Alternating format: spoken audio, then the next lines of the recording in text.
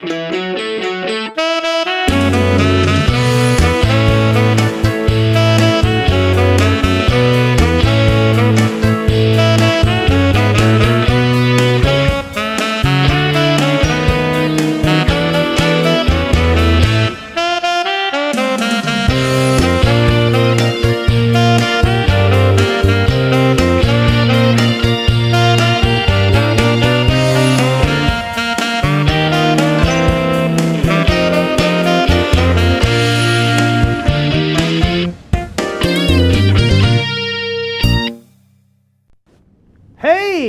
everybody. I hope it's not too jarring that I'm hosting the show this week. Eran is home sick with pneumonia. We hope he gets better really soon. Everyone send your thoughts and prayers out to Eran because he's really, really sick. He could die any day. I mean, all of us could, not to get too real, but he's closer than the rest of us. So I'm filling in for Eran. I'm Eric Pope. I'm usually behind the boards, pressing the buttons and making things go. And for some reason, I made myself reversed. I'm a mirror image of myself for no real good reason. So that's jarring for myself. But we've got a great show for you this week, actually. We've managed to line up a real human guest, which does not happen very often on the show. We usually just have animated GIFs that stand in as our guests. But we have a human version of an animated GIF this week with our co-founder and chief technology officer, Eran Egozy, and Annette Gonzalez will also be joining us in just a moment when we move over to the set. But now for the monologue jokes. No, I don't have any jokes. But because we were able to get Eran, we're actually going to talk about Fantasia Music Evolved, Disney Fantasia Music Evolved, because he was instrumental, pun definitely intended, in the early to mid phases of the game. The game's been around here at Harmonix for quite a while, and he'll get into that. But for quite a while, he was the champion of this game at Harmonix, getting it done. And if you came to our PAX panel, we got to talk a bit about that development. And we're going to show one of the videos we showed at the panel today here on the live stream. And he'll talk about his involvement and how the team, started with this really daunting project and how we get to where we are. So it's kind of a special show. I hope you'll not mind us not showing any Rock Band or Dance Central content this week. That will always be there. We'll always be there for you, but not this week.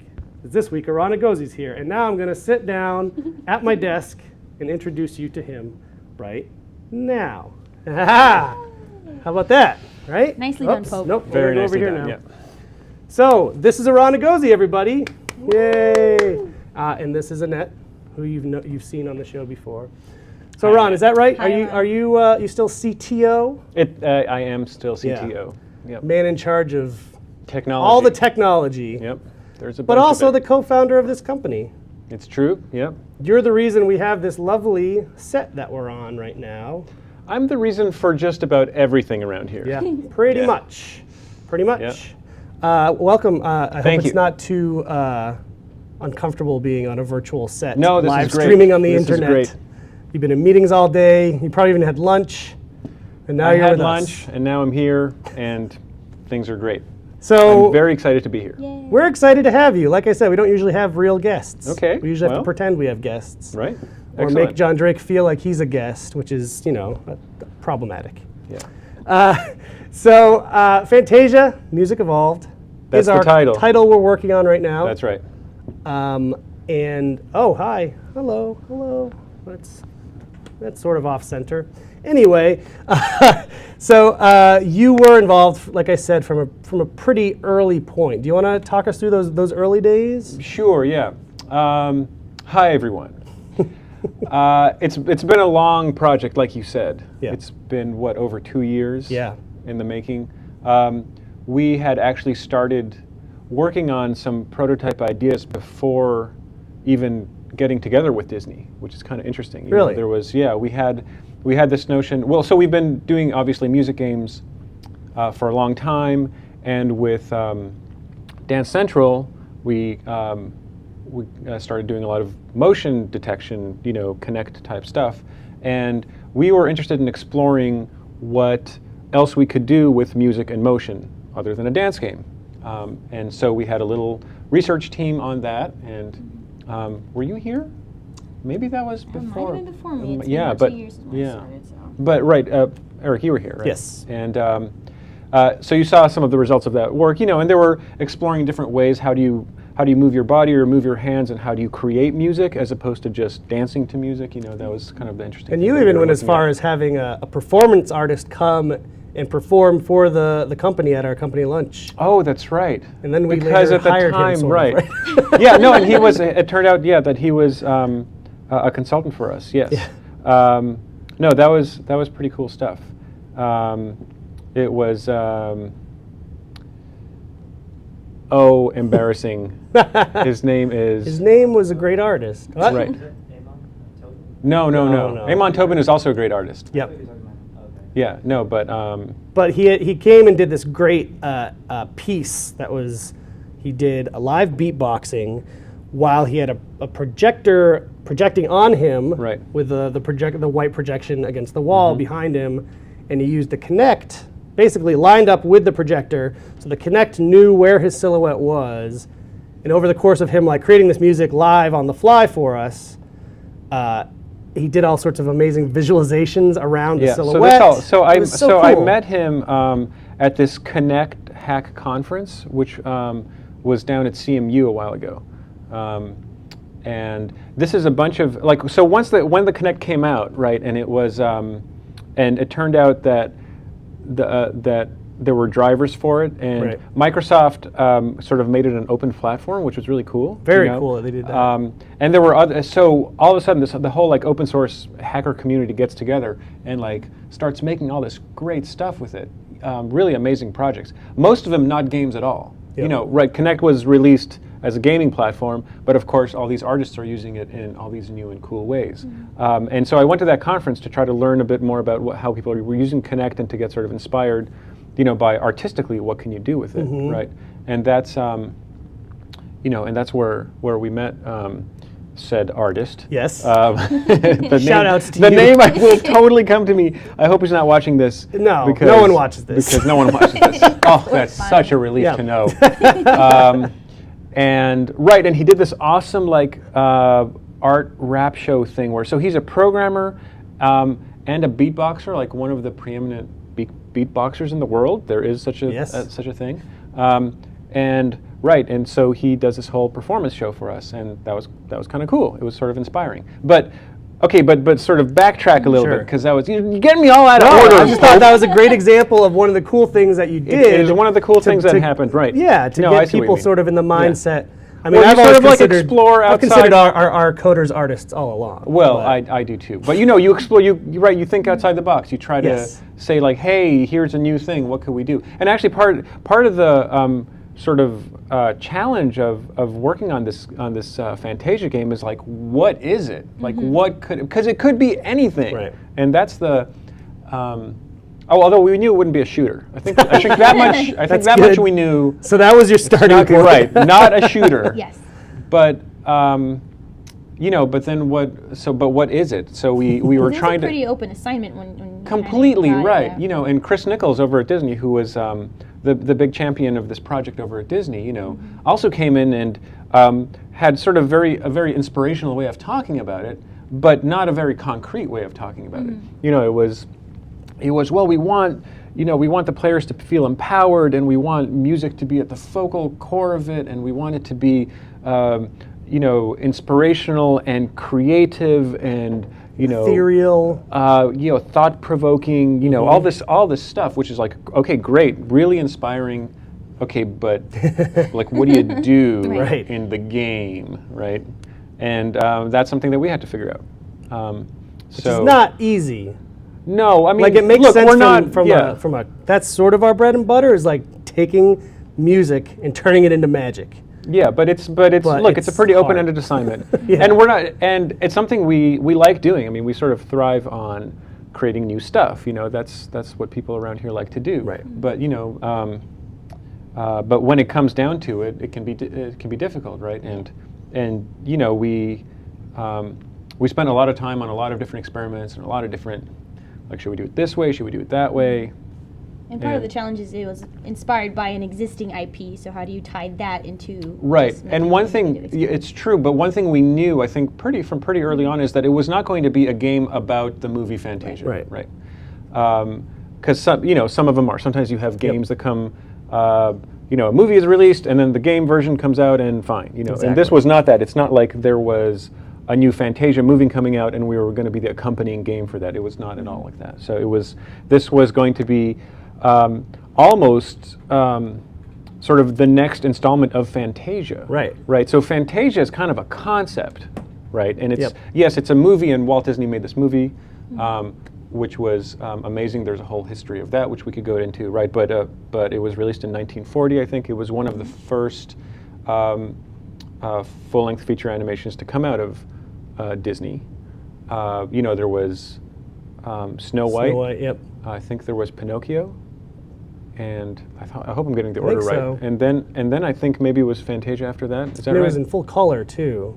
Yeah, and it used, they were developing all these new technology, like the multiplane camera technology, which, didn't exist in earlier times. So when you had the first sort of hand-drawn animations, there was just it was like fairly a static background, looking, and then right? the character would and the move character would along, move yeah. around, right? Well, so Walt Disney and his team created this multiplane camera, Where you would have layers of cells, and then the operators could independently move these layers, and then they would take pictures of that, and so you got these these vistas that were at the time were really novel and inspiring. Did you get to see that in person? One of the multi. We did. So if you go down to Disney in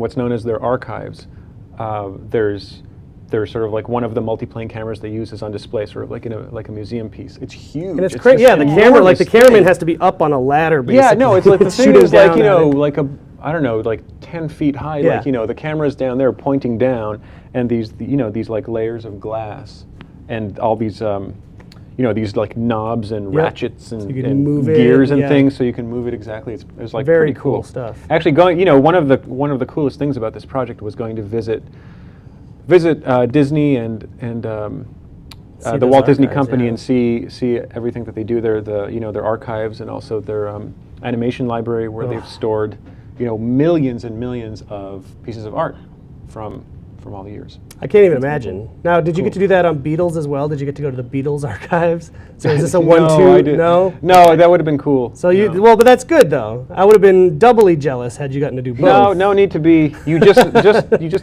the singly jealous. Just But one. I think you bring it. So the multiplane camera is a good example of how Walt was not just this guy who made cartoons. He was an innovator, and he believed in technology, and he believed in the evolution of technology too. So I think, and he was he was a little crazy, right? Well,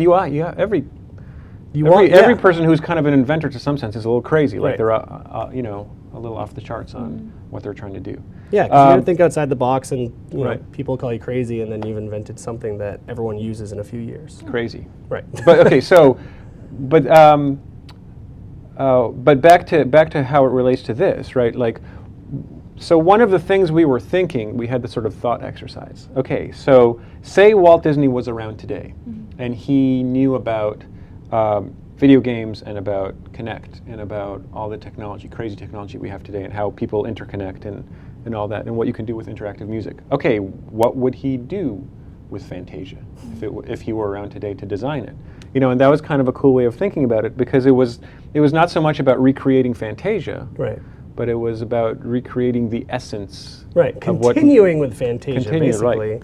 Yeah, evolving Fantasia. Well, that was from one a of the musical things, point of view, maybe. That's one of the things I learned in the project that I didn't know, is that he had intended it to evolve over time. That's true, yeah. So it was designed as a series of set pieces, right? If you've seen Fantasia, which everyone should see, it's totally amazing. Yes. It involves 8 different pieces of music. All at the time was all classical music. Each one is not that long, right? Maybe 10, 15 minutes, sort of ish, right? And of course, the famous Mickey Mouse Sorcerer's Apprentice is one of those. But the idea was that it would be released, and then new episodes would be created every on a rolling basis, Right. and then they would swap in new ones. So people would go in to see this experience, and every time they would see it, they would find sort of new animations there and Right. new ways to set music. Yeah, and it would in sort this of art grow form. with the times Right. that it was in, so the music would be a little more Right. contemporary as it got older. Yeah. So I mean, as it turns out, I think Walt went a little overboard. Yeah. On the innovation and craziness. He with a bunch of engineers and sound engineers created this thing called Fantasound, which was a way to properly present Fantasia in a theater. Yep. Fantasound was this crazy piece of hardware installation that involved like 60 speakers all set up in the theater, behind the screen, on the sides and the back and Right. the front, the whole Whereas thing. every other theater in the country was all mono sound. Probably, yeah. This is 60 plus So speakers. 60 speakers, right. So of course, that was kind of expensive, Right. and so, maybe he went overboard, but you gotta love the guy's spirit. Yeah, but then you see like Fantasia 2000 that came out in IMAX, which was sort of that's probably the pinnacle of its Right, in of 2000, that right. viewing time. yeah. And now that we have the interactivity with music, it does feel like a good continuation of what Fantasia I think so, would yeah. have been. I think so. Yeah, So, and I think Disney's pretty happy with kind of where it's gone. yeah. But we can actually show where it was when we did start off. So you guys did all Right. the research. You kind of put together some musical prototypes, and you started kind of putting together like demos to sort of show people That's the right, yeah. magic that you guys put together. So Yeah, and Yeah. this was sort of the first thing that you showed the company. Like I mentioned, we have this company lunch every Friday, because obviously at that point I get the impression you felt you were onto something, which We thought we had something, yeah. yeah. And so Eran demoed this to the whole company. We're going to show it to you in a second, and all of us were speechless because like I'm not on the dev team, so I wasn't seeing it day to day. Oh, yeah, yeah. So I saw this thing. I was like, what? Video games are making me What? feel emotions. That's true. What It a was- trick you've pulled on Yeah. me, Eran Egozy. It's true. But I should say just to clarify, like, I did the demo at Wheelie, which was great. I also did the demo at Disney when Right. we were initially pitching the game idea to their executive team there. But the folks who worked on it, I was in this kind of minor advisory capacity. Right. Right. We had this team on it, which was a pretty small team. It might have been sort of 10 to 15 people at the time working on this sort of Disney demo, which you're going to see. That's the thing that we ended up calling Mood Lake. Yeah. But those, it was those people who worked on it that really made Absolutely. it shine. So it was, And they're, most of them, I think, are still working on the project to I this day. actually think they are. Yeah. Yeah. So what we're going to do is we're going to show it to you now without us blabbing over it, just so you can experience it. Then we'll play it again, and then we can maybe talk through some of the elements as you see it, and if Eran so feels, can give us a little backstory. So if you're ready, Christine, roll Mood Lake.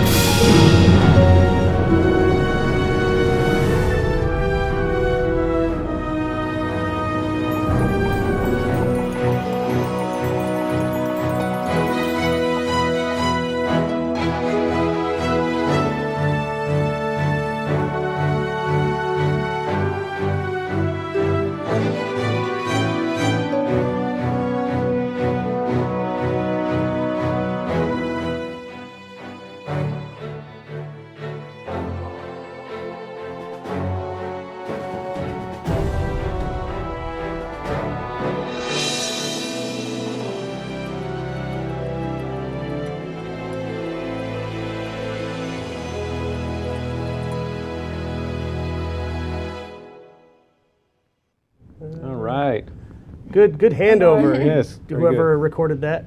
So that was, yeah, So that was Mood Lake. that was Mood Lake. And Pretty, I'm imagining right now everyone watching is maybe Like- teared up a little bit. A little, or yeah. Yep. And they may be hugging their significant others if they're nearby. Right. Or also they might be wondering what the hell's going on. Yeah, Like, right? What was What this has thing? happened? What did you just see? Did you guys do? Is that what you're wondering? Because we're going to show it to you again, but now we're going to explain it to you. Now with commentary. Now that you've felt emotions, we're going to steal those back and give you information instead. Right. So So- okay. So we're gonna play it again, Yep. and then I'll talk a little bit over. Yep, we'll talk over what's it. going on. Right. So this, yeah. So okay. So you start off. This is kind of inspired by by actually the movie Fantasia, where Conductor. there's the conductor, and actually Mickey runs up the steps. But okay, he gets the orchestra's attention, and then this is a little cue to start conducting. So keep in mind this is a Connect game, and you are essentially now following the cues, pretending to conduct the orchestra. And once you do that successfully, then you are transported into the magical world of Mood Lake. So here you are. One of the things that is probably hard to tell is, well, first of all, you have this kind of cursor, that glowing cursor, which lets you interact with the world. So that you do by moving your hand around. So you can't see this, but the player is actually moving their hand, left and right. And every time they move them, they interact with areas of the scene. So you have the fishies and various things like that. Also, the player can move left and right. They're now moving their body left and right. And when they move to this particular area, they can zoom in and change the music. Which are already a lot of the mechanics that have Right, made it into the final into the final game. idea Right, of so the game. you can see like the notion of moving left and right, of interacting. Everything is musical. They interact. What happened just there is that the mood changed from sort of a more peaceful one to a more kind of boisterous one. And then you can change it back, of course. So now we're back into the sort of the peaceful, serene mood. Now, if you look at this area here, the player can also change the mood in a different way. If they interact with this object, then okay. This is my Now favorite part. it gets kind of spooky, right? Yeah. So that's kind of like the spooky switch. And now you see what happens is that Sea dragon. yeah, all the items that you're interacting with are kind of spookier, right? So you've just changed the mood of the entire piece. And now if you go back to this area, if you turn this guy on, this is sort of like the intensity one. So right, so what just happened here was that the sound just got super intense, the orchestration was thicker, and now there's like lightning everywhere, the sea dragon from just one goes like super long, and you're brushing through the reeds over there, and it's a pretty intense scene. There's just, I'm still so impressed with how much style this has for something that was I done know. as like a kind of a I know. pitching demo. It's just sort really of thing. exactly right. The art style is sort of simple, but really gets the point across. And and actually, it's inspired by the multi-plane camera that we were talking about. If you sort of move left and right, it kind of has these Oh, flat yeah, images. okay. So that was part of the thing. Oh, okay, that's then. awesome. So what happens here? Just to wrap it up, once you sort of finish this piece, then it takes you back to this conducting thing. You are conducting over your hands left and right, and then you're back. And so that was the demo. Yeah. And then there's this nice orchestral conclusion for the thing, and when that's done, anyway, bye-bye. Yep. Okay, so that's the... So pretty early on, like that. Yeah. That's pretty impressive that you get this interaction with the world, Right. creating music. Creating music, altering music, there's, and interacting with music in different ways, right? There's some of the, you kind of just brush up against those reeds in the front, and that just plays a few little notes, right? Or you get the fishies, and they play different things. Or you go in and you interact with something more deeply, and you actually change the whole scene, and so we took some of those ideas and tried basically expanding upon those in what you'll see in the actual Fantasia game when that comes out next year. And over the coming weeks, we're going to show a couple more of the videos that we showed at our panel that kind of detail other avenues we prototyped out, like the Lovebirds and Right, yeah, we Spirit had- Desert. Because it was funny, you take this and you look at it now, and there's a lot in common with the current state of the game, right? Of course, the current state of the game is much richer and has more types of interactions and all that. But one of the questions we were asking when we were looking at this is like, okay, but is this a game? Right. What are you doing Right, here? like Are that's sort of more of an experience. it's an experience, and is that okay? Right. you know, I think one of sort of the leaps of faith we were taking here is to say, you know, it actually is okay to have a game be more experiential, and it's not necessarily always about like winning or getting the highest score or something like that. It can also be about something else. That's right. And you can take elements of musical creativity, or creativity in general, but in our case, musical creativity, and actually have them be part of the game. And that's okay, you know, and we're hoping that the fans, you know, and our fans who buy this game are into this concept. Yeah. I think they will be. And I think we're lucky as game developers, but also as gamers, to be in sort of a time where it does feel like you can do a more of an experiential game than even just 5 years ago you could have done.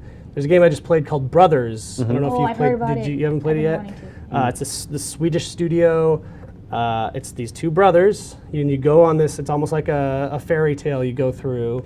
It's a cooperative single-player game. So you're the only one playing, but you're playing as both brothers, and one's on this stick and one's on this stick. And it's not particularly challenging or gamey. There are game mechanics, but it's like, you know, no real action. You have to dodge this or kill that thing or whatever. It's an amazing experience. So you're going through this crazy journey, and again, you're sort of connecting to some real emotions in a game. And I think we're really lucky to be in a time where we as game developers can try that. No, I know and there's a lot not of feel like we're totally crazy. yeah, no, there's a lot of awesome experimentation going on, and just kind of, you know, being able to focus on mood, and, you know, emotion and creativity. You know, all sort of together is what you'll be doing in this game. Of course, there's much more. You know, there's the whole pulse thing, which we didn't touch any of that in this game. You know, the sort of more gamey aspect of Fantasia music. Yeah, and Evolved. how far along that timeline did the pulse stuff, the performance-based stuff. side, come along? Oh, let's see. Was that hand in hand No, with that, Mood Lake, no, that came later. I mean, that was. We sort of knew that what we had here was not really enough for an entire game. At least we didn't think so. And so we were pushing this in different directions, and ended up in a more puzzly sort of version of it, where you had to do certain things in the right order. And that didn't quite feel exactly right. And we tried adding more narrative elements to it, and that worked to some extent, but you know, was also a little tricky. At the same time, we started a set of kind of small research teams to see, okay, like what else can we do? You know, because this Moodlek thing is cool, but it's clearly not enough. We need more than that for a game. So, so I remember I actually wrote the first spec for you know, those flying the gestures. Yeah, those flying balls that that you would smack. And flying smacking balls. That's the Harmonix way. That was the inspiration there. So yeah. I know, we should have just gone with that name. It's okay, that's our engineer there, Joe Kelly, kind of wondering, just like we all are right now. All wondering what's happening. What the hell the CTO just said. That's all right, that's all right. Moving right along. So we, so this notion of, hey, wouldn't it be cool to conduct? You know, and I know conducting people think of usually as just for classical music, and we never intended for this thing just to be for classical music, obviously. We didn't say this, but yes, there's some inspiration from classical music, but you know, it's not all about that. But still, you know, conducting is powerful, right? Like, you know, right away you feel connected to the music that you're playing with. Yeah, or if you know, I mean, look, I'm probably biased, right, because I'm a classical musician guy. That's me. So Eran is the guy who suffered through all the years of Guitar Hero and Rock Band, being like, can we just throw a little clarinet in there? Can we have a little clarinet hero? And now you're getting your time. It's finally happened. To finally get some classical music in our games. So but still, like, I think even if you're not into classical music, or if you don't go to concerts, like the notion of like, hey, here's a conductor sort of basically controlling an orchestra of like 80 people. Like, that's pretty cool. Yeah. Right? And getting to kind of do all the things that conductors do. So wouldn't that be cool if you could do those kind of motions? And of course we have the Connect, and that it makes tons of sense to do gameplay around that. So that was another kind of experiment that ended up eventually leading to a shipping mode in the game. Working really well. And, Yeah. and one of the things I do want to say about the classical songs we do have, sort of in the way that Rock Band exposed people to rock music that they'd never heard, or that they weren't that familiar, or they'd heard it, they didn't know what it was. Yeah. That, like, the classical pieces, that's what it's done for me. Like, I am not at all well versed in classical music, even though I know those are really big pieces. Yeah, we have some big pieces Yes, there, as far as that world goes. Yeah, big pieces. Yeah. And to me, I feel like, oh, okay, I'm actually learning something here. There you go. I could listen to the We are classical station edumificating you, thing. Eric Pope. Yeah. But on that note, you got to help oversee the actual orchestral Oh my God! recordings Yes. in the game. Is that Yeah. true? No, it was unreal. I mean, for me, being the classical dude that I am. Yeah. So what was your capacity? I worked with a team, obviously, and with Eric Brocious, the audio director, and lead audio lead for Fantasia. But so we were working up what should the classical set list be, and going back and forth and this and that, and ended up with a set of songs that I'm really into. I think they're really great. And once we had that all set up, it was time to record them, and we have sort of our music consultant. I can't remember exactly how he's credited, but it's Inonzur, who is like this amazing games composer, has done a lot of pretty amazing game scores. He's written some of the incidental music for Fantasia as well, but he was also helping us set up the orchestral recording because he has a lot of experience in that. And as much as we have tons of experience in music, orchestral recording, not really Not so something much. we've done before, And right? This is fascinating. Yeah. Right. Like the thing you told me about how you had to like kind of do layered recording in a Yeah, it really was crazy. interesting I way. think we kind of did stuff that no one really had done before.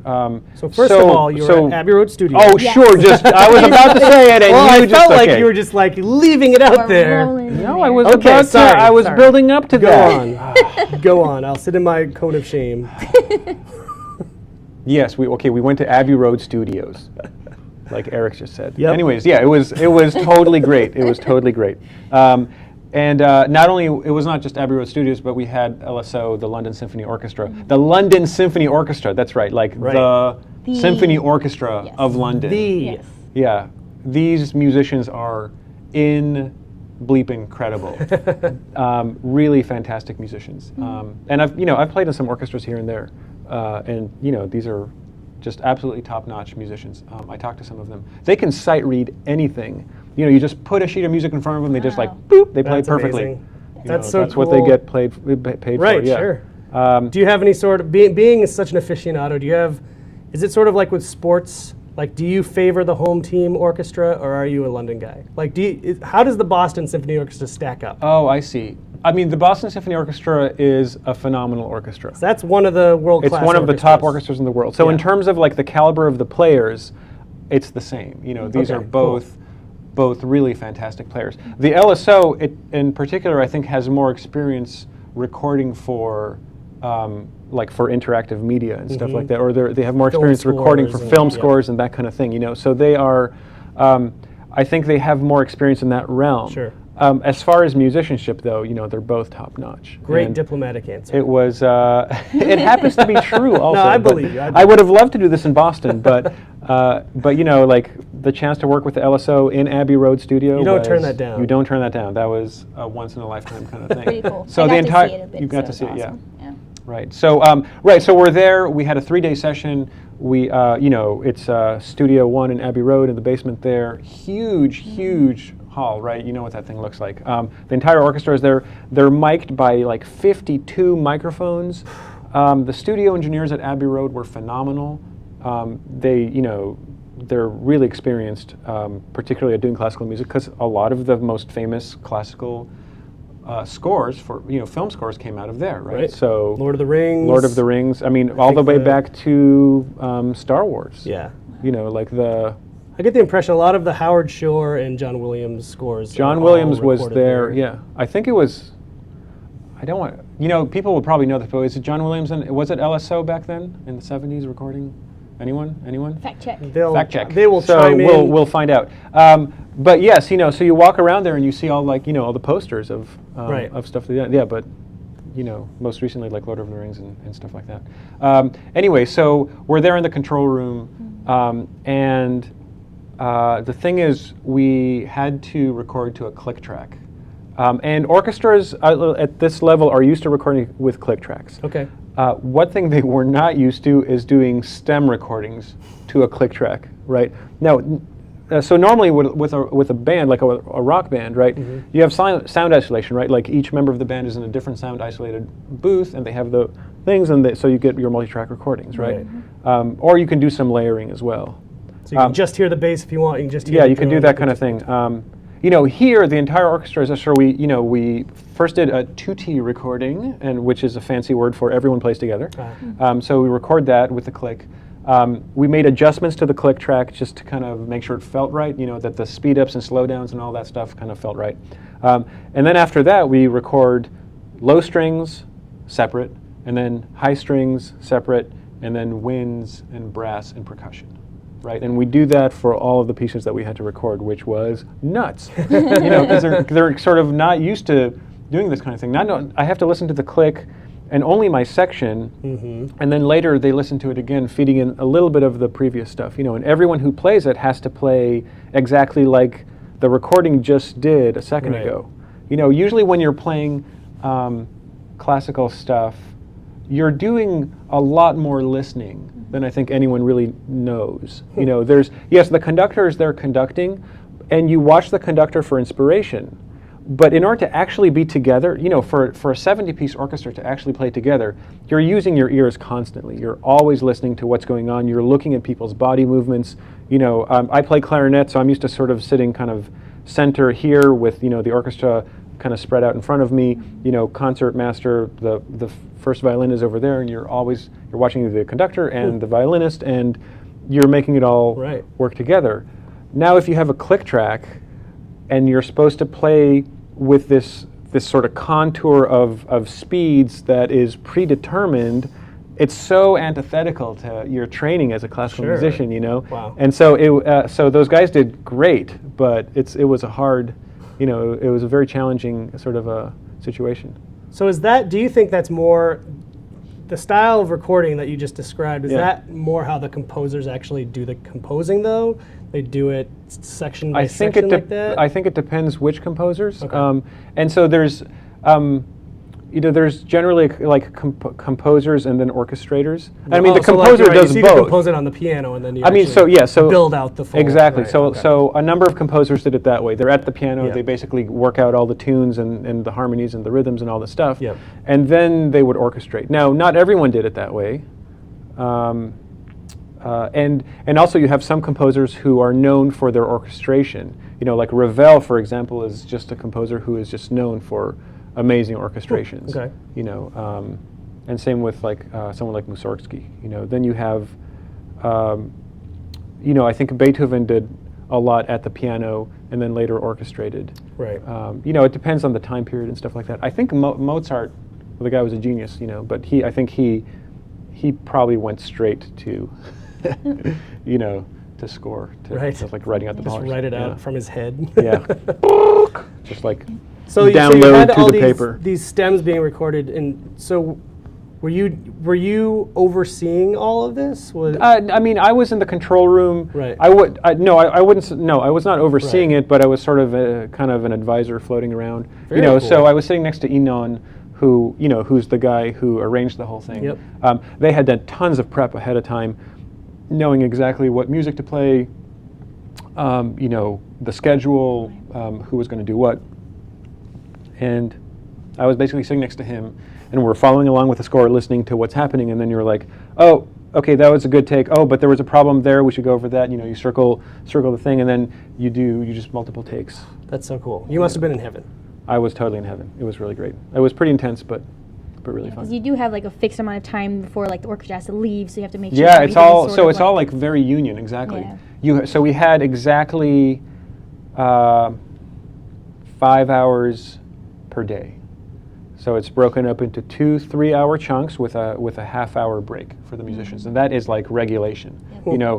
They start exactly on the dot, and you have to end like As soon as that second hand goes boop, you are done. Yep. And if it goes like 1 second past, they all get paid overtime. And it's Crazy. kind of how it goes, but it is crazy. Yeah. Annette, do you want to, since we didn't actually say the specific classical songs that we have in the game that we've announced? Yeah, do you wanna so drop we've announced 2 so far, but we do have more that we haven't talked about yet. It's Night on Bald Mountain, and we also have Four Seasons, Winter First Movement By Vivaldi. in the game. Yep. Night on Bald Mountain being by Mussorgsky, which was name dropped earlier. Oh, that's right. And those are so My fun to homeboy, play. Mussorgsky. And the Super remixes are so cool. Yeah. They're really They're good cool, stuff. and we actually haven't shown a whole lot of the remixes for these songs too, but they're pretty neat. Yeah. Yep. A lot of fun. And it sounds great. Oh, and just because it was said earlier, you know how I was like name blanking on Yes. Yes. Jason Levine was Shout the out to to Jason Levine. Jason, he is He's awesome. the artist we were talking about. I heart Jason Levine. That guy is great. He did a ton for this project. So like Eric was saying, Jason came in for like this one inspiring performance, and then sort of went out. People totally dug him, and then I worked out a consulting arrangement with him, and he came back for about a month or 6 weeks or something like that. Hung out here, made a bunch of cool stuff, went back. And then we were like, man, we need that guy again. So we got him back here again for another couple of months for him to work on more prototypes and sort of music interactive ideas. So he is cool. It's very cool. You're very cool, Eran Egozy. Oh, well, thanks. So are you, Pope. Thank you. Well, thank you. Yeah. And Annette, Thank you. you're very cool too. You are the coolest.